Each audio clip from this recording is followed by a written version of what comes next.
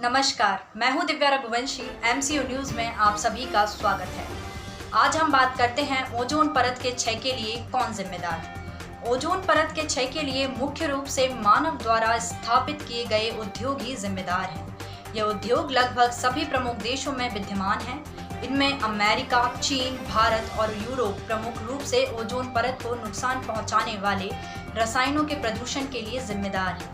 कई देशों की सरकार ने ओजोन परत को नुकसान पहुंचाने वाले केमिकल के उपयोग पर पाबंदी लगा दी है।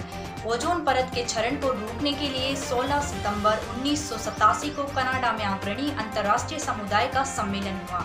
इसके तहत ही क्लोरोफ्लोरोकार्बन गैस के उत्पादन में अगले 10 वर्षों में कटौती करने तथा हैलोजन गैस के उत्पादन को पूर्णतः समाप्त करने पर सहमति बनी थी, जिसे हम मॉनिटोरियल प्रोटोकॉल 1987 के नाम से जानते हैं।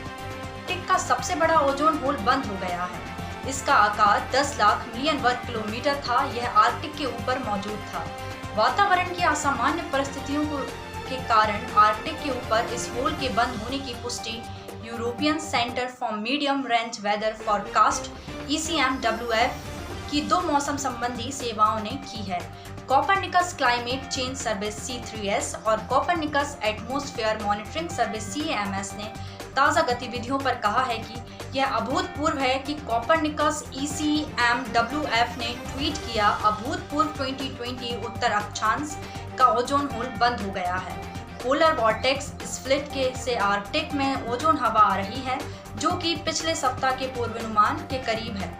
यह संभावना कोपरनिकस एटमॉस्फेयर मॉनिटरिंग सर्विस ने जताई थी। विकास की अमानवीय गतिविधियां कम होने का सीधा असर प्रकृति पर दिखाई देता है। जी हाँ, और दुनिया भर के कई देशों में लॉकडाउन के बीच इस पूरी पृथ्वी के लिए एक अच्छी खबर आई है। पृथ्वी पर जीने के लिए सबसे जरूरी ओजोन की परत का जो क्षरण हुआ था, उसकी हीलिंग होना शुरू हुई है। हालांकि इसका अभी के लॉकडाउन से कोई लेना देना नहीं है। ओजोन परत को बचाने के लिए मॉनिटरियल प्रोटोकॉल के तहत दशकों से किए जा रहे प्रयासों का प्रभाव है। जी हाँ, लेकिन केवल सरकारों द्वारा पाबंदी लगाने से इन पर रोक लगाना संभव नहीं है, क्योंकि भ्रष्टाचार की सहायता से उद्योग अपने फायदे के लिए इन रसायनों का उपयोग करते रहते हैं। ओजोन परत को नुकसान से बचाने के लिए आम जनता को इसके बारे में शिक्षित किया जाना चाहिए तथा उन्हें यह सिखाया जाना चाहिए कि ऐसे उद्योगों पर नजर रखें जो कि प्रदूषण फैला रहे हैं तथा ऐसे उद्योग पाए जाने पर उनकी शिकायत अपने देश की सरकार तथा विभिन्न संस्थानों में करें, जिससे कि ओजोन परत को बचाया जा सके। इसके लिए ओजोन दिवस भी मनाते हैं।